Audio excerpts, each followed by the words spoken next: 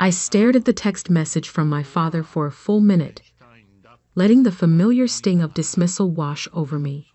Meetings at 10 a.m. You can watch the live stream. Too many people in the boardroom already. Sutton Technologies' gleaming headquarters stretched 40 stories into the Manhattan skyline, each window reflecting the morning sun like a reminder of everything I'd helped build. I designed the international expansion strategy that took us from a $20 million family business to a $400 million tech empire. But apparently, I didn't deserve a seat at the table. My name is Catherine Sutton, and at 35, I was technically the executive vice president of global strategy. Technically, because my father, Richard Sutton, had slowly been stripping away my responsibilities for the past year, redistributing them to my younger brother, James, and his fraternity brother turned CFO, Mark Davidson. I glanced at my watch. 9:45 a.m. The acquisition meeting would start soon. Masterson Corp., our biggest competitor, had made an unsolicited offer to buy Sutton Technologies for $580 million. A hostile takeover wrapped in a friendly envelope. Miss Sutton? My assistant, Olivia Pierce, appeared in my office doorway. Everything's ready. I nodded, trying to hide my bitterness. They're not expecting us in the boardroom. No, she agreed, a slight smile playing at her lips. They're not. Olivia had been with me for 3 years, ever since I hired her fresh from Harvard Business School. While everyone else saw a quiet, efficient assistant, I recognized something more, a strategic mind sharp enough to cut diamond. Through the glass walls of my 38th floor office, I could see people filing into the main boardroom 2 floors below. James in his perfectly tailored Tom Ford suit, Mark with his Rolex glinting under the fluorescent lights, and my father holding court at the head of the table. My phone buzzed again. A message from James. Don't worry, sis. We'll fill you in after we close the deal. That smirking emoji was the last straw. Olivia, I said quietly, show me. She placed a thick folder on my desk, opening it to reveal documents I'd never seen before. Stock purchase agreements, voting trust certificates, private placement memorandums, all dated over the past 18 months. How? I started. When they began sidelining you, Olivia explained, I started tracking unusual transactions. Small stock sales, privately held shares changing hands. Your brother has been quietly selling his shares to raise cash for his new venture fund. I leaned forward, scrutinizing the numbers. How many shares? Combined with your existing 15% stake and what I've acquired through various shell companies. She paused. We now control 51.3% of Sutton Technologies. My head snapped up. We? Olivia's professional demeanor cracked slightly, revealing a flash of steel underneath. The shares are held by Winter Bridge Capital. You're the sole director. I sat back, realization dawning. While they'd been playing corporate politics, Olivia had been executing a silent takeover. Every time they excluded me from a meeting, every time they dismissed my input, they'd never noticed her quietly collecting proxy rights and purchasing shares. The Masterson offer? I asked. A setup, she confirmed. I may have suggested to their board that Sutton Technologies was vulnerable. They did exactly what we expected. Through the glass, I could see the Masterson Corp representatives entering the boardroom. Their lawyer began distributing documents as my father smiled broadly, probably already counting his payout. They think this meeting is about selling the company, I said slowly. It is. Olivia's smile widened slightly. Just not to Masterson. My phone lit up with another text from James. Boardroom's packed. Live stream link in your email. Don't want to miss your baby brother's big moment. I looked at the document in front of me, then at Olivia, then at the smug faces in the boardroom below. How long until they realize? The meeting starts in 3 minutes, she replied, checking her tablet. I'd say they'll figure it out in about 10. I stood up, smoothing my channel blazer. Let's not keep them waiting then. One more thing, Olivia added, pulling out another folder. You'll want to see the internal audit results before we go in, particularly the section about James's creative accounting. I flicked through the pages, my eyes widening at the documented evidence of fraud, embezzlement, and tax evasion. They hadn't just been pushing me out. They'd been looting the company. Everything's verified, I asked. Triple-checked. The SEC would be very interested. I closed the folder, feeling a calm certainty settle over me. Years of being underestimated, dismissed, and betrayed had led to this moment. Send the live stream link to my phone, I said, gathering the documents. I want to watch their faces when we walk in. Olivia nodded, already typing. Security has been notified. It is standing by to cut access to all systems on your signal. I took one last look at my office, at the company I'd helped build, at the family that had tried to push me out. In 10 minutes, everything would change. Ready? Olivia asked, holding the door. I smiled, feeling the weight of 51.3% ownership in my hands. Let's go say hello to the board. The elevator ride down to the 36th floor was silent except for the soft tap of Olivia's fingers on her tablet. She'd organized everything meticulously. Security teams positioned at every exit, it ready to lock down all systems, even a press release drafted and ready to go. The Masterson team doesn't know, I asked. They think they're here for a standard acquisition meeting, Olivia confirmed. Their CEO's face, when he realizes he's been played, should be interesting. Through my phone, I watched the live stream as James took the podium. His confidence was breathtaking. Standing there in his $5,000 suit, addressing the board like he'd earned his position through something other than nepotism. Today marks a historic moment for Sutton Technologies, he announced, his voice carrying through my earpiece. The Masterson acquisition represents. I muted the audio, turning to Olivia. Show me the proof of embezzlement again. She pulled up detailed financial records on her tablet. Over the past 18 months, James and Mark had systematically siphoned off nearly $28 million through a complex web of shell companies and fake vendor contracts. The pattern is obvious once you know where to look, Olivia explained. They created consulting firms that existed only on paper, then billed Sutton Technologies for services never rendered. Classic fraud, just executed with better paperwork. And Dad knew everything, signed off on most of it. We have his electronic signatures on all the key documents. The elevator stopped. Through the glass walls, I could see the boardroom 20 feet away.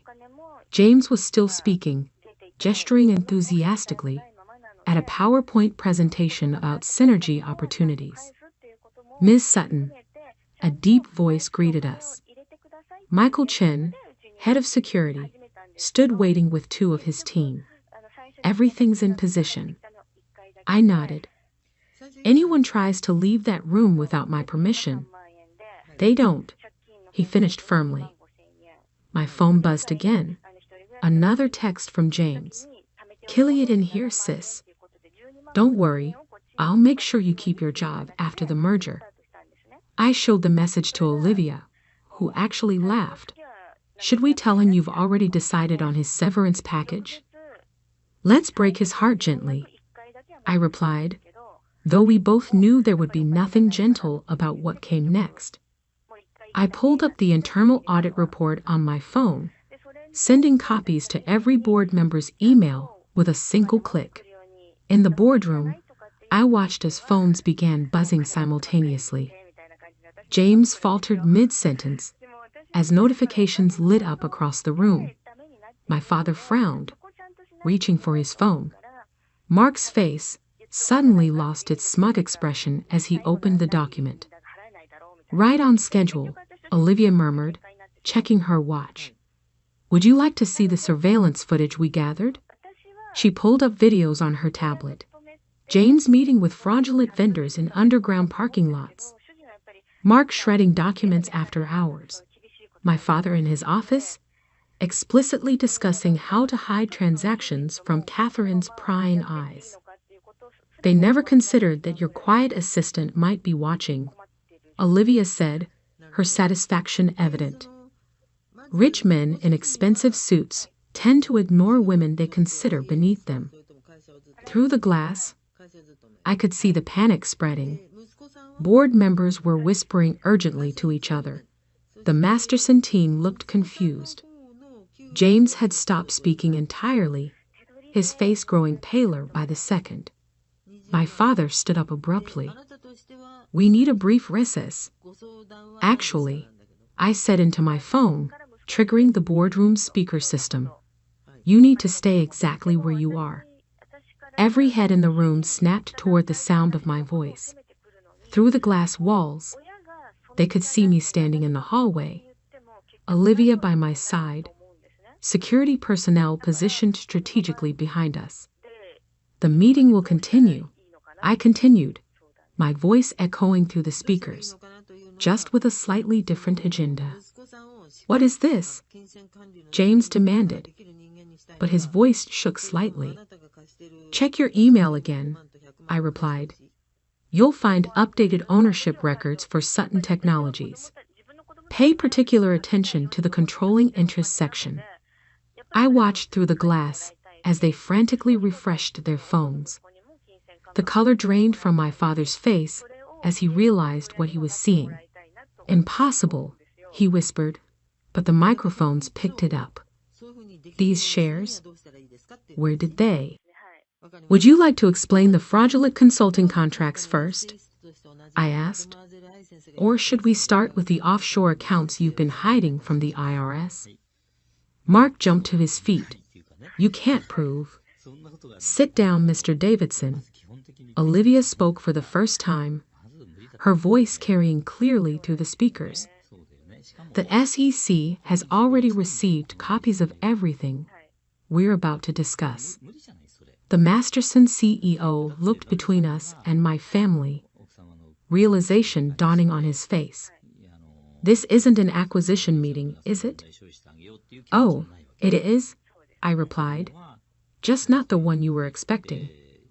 I nodded to Olivia, who pressed a button on her tablet. The boardroom's main screen lit up with a new presentation. Sutton Technologies restructuring plan. Effective immediately. Now, I said, reaching for the boardroom door handle. Shall we begin? The faces staring back at me were a symphony of shock, betrayal, and dawning horror. My father gripped the table like it might save him. James looked like he might throw up on his expensive shoes.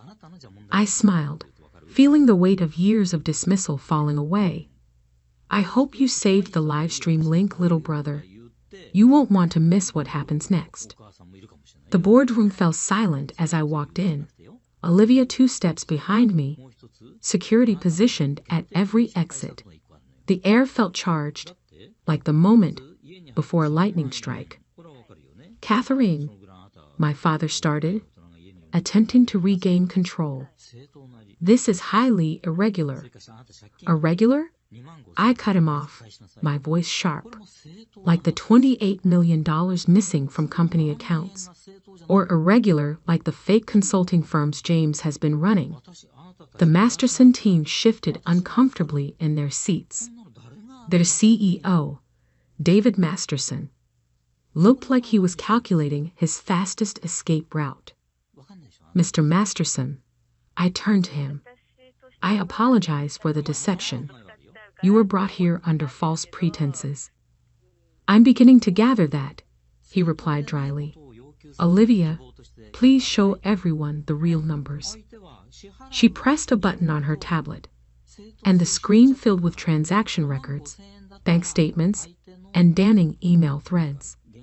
Over the past 18 months, I announced, James Sutton and Mark Davidson, with full knowledge and approval from CEO Richard Sutton, have systematically embezzled $28.4 million through a network of shell companies. James shot to his feet. You don't have proof. September 15th, 2:14 p.m. Olivia interrupted smoothly. You're meeting with Thomas Werner in the parking garage of the Four Seasons. Would you like to see the surveillance footage? She pulled up the video. James's face went from red to gray as he watched himself accepting an envelope, the audio crystal clear. Dad will sign off on the invoices. Catherine won't notice a thing. Or perhaps, I continued, we should discuss the offshore accounts in the Cayman Islands, the ones holding funds stolen from company pension plans. Mark Davidson started edging toward the door, but Michael Chen stepped forward, blocking his path. Sit down, Mr. Davidson, I said coldly. The FBI will want to speak with you about those wire transfers. My father stood up slowly, his authority visibly crumbling. Catherine, whatever you think you found, we can explain. Like you explained cutting my voting rights? I asked. Or how about explaining why my signature was forged on board resolutions I never saw? I nodded to Olivia, who distributed thick folders to each board member. Inside you'll find detailed evidence of fraud, tax evasion, and securities violations. The SEC has already been notified. However, I paused, letting the thread hang. There might be room for discretion, depending on your cooperation in the next few minutes. The independent board members were already flipping through the documents, their expressions growing more horrified with each page. Jesus Christ, Richard, one of them muttered. What have you done? What I had to do, my father snapped. This company needed strong leadership, not some overeducated consultant playing at business. Playing? I laughed, the sound sharp enough to make him flinch. While you were playing with fraudulent contracts, I was building the Asian market from scratch. While James was stealing from pension funds, I was developing the technology that tripled our market share. I walked to the head of the table, his seat, until now. Would you like to know what your strong leadership has cost? I pressed a button, and new figures filled the screen. Stock value down 23% in 6 months. Client retention falling. Innovation stagnant. The Masterson offer would have solved. James started. The Masterson offer was a trap. David Masterson himself interrupted. One your sister apparently set. He turned to me, genuine admiration in his voice. Well played, Ms. Sutton. Thank you, I replied. Now, shall we discuss the real changes happening today? I placed a single document on the table. Winterbridge Capital now controls 51.3% of Sutton Technologies. I am the sole director. Impossible, James whispered. I would have known if that many shares were.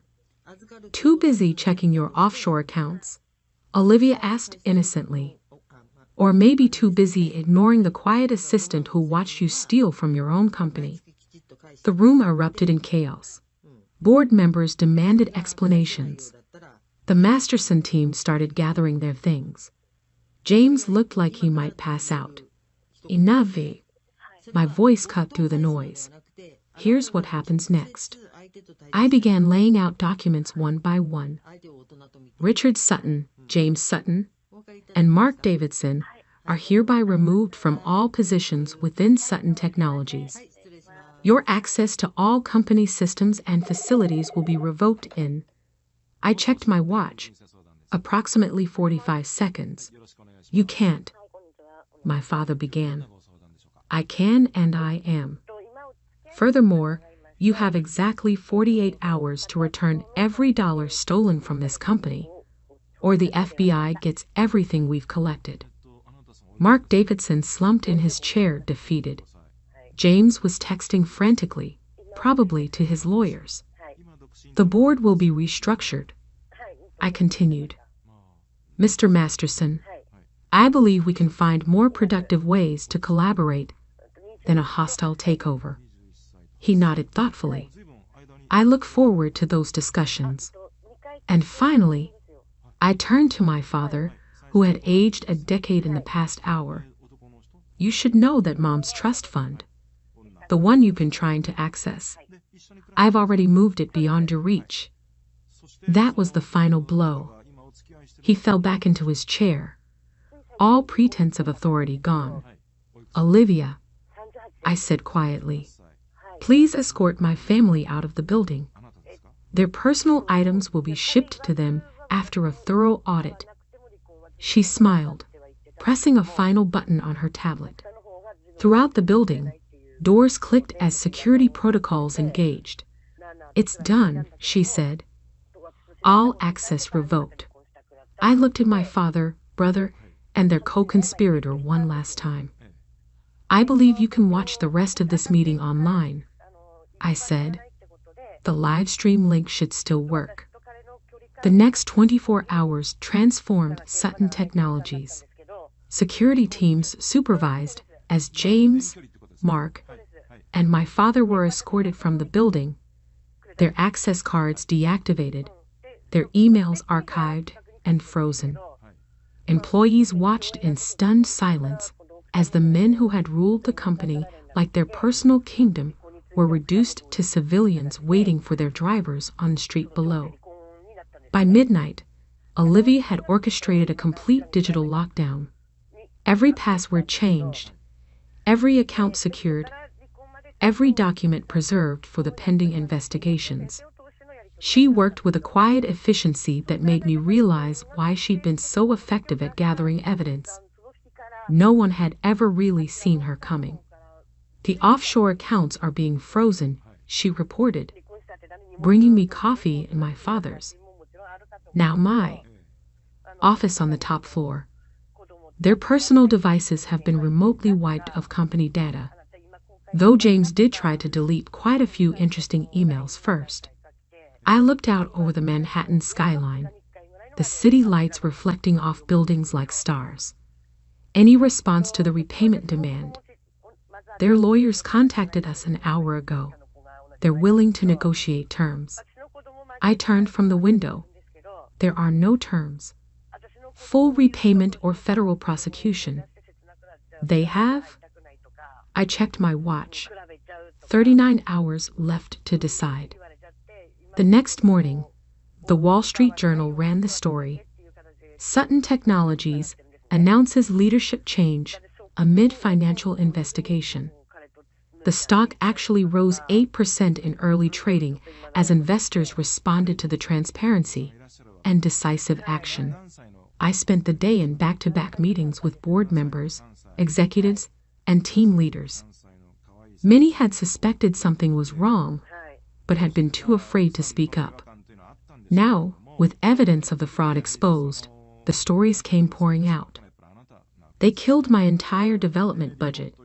The head of R&D confided, said we needed to focus on core profit centers. Now I know where that money really went. By evening, the first wire transfers arrived. James surrendered first, returning $8.2 million from his Cayman accounts. Mark Davidson followed with $6.5 million, along with a signed confession his lawyers probably hadn't approved. My father held out until hour 47. His transfer of $13.7 million came with a single-line email. You've destroyed this family. I forwarded his message to Olivia, who had become my de facto chief of staff. She replied within seconds. No, they destroyed it themselves. You just exposed the rot. 1 week after the takeover, I called my first full company meeting.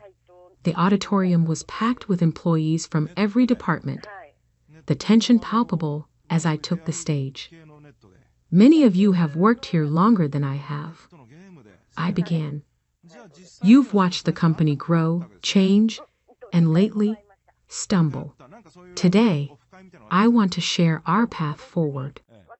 Over the next hour, I outlined the new Sutton technologies, increased R&D funding, restored pension plans, merit-based promotions, and a complete restructuring of the executive team based on talent rather than connections.